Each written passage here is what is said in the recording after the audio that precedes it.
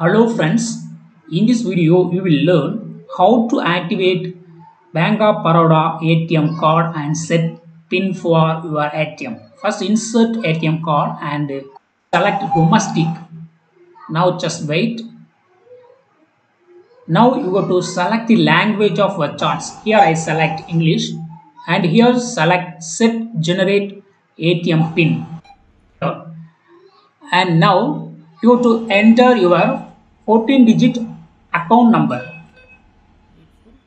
Account number can be seen in your bank passbook or in the check leaf.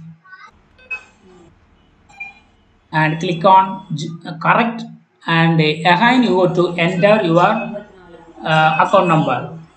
Go to retype your account number here. Click on correct, select correct and wait. Now you go to enter your registered mobile number. What you are given in your bank, give it, and now you should receive OTP.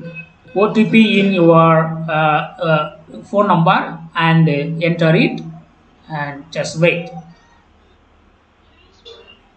Now you can set your PIN. Just set any PIN as per your wish.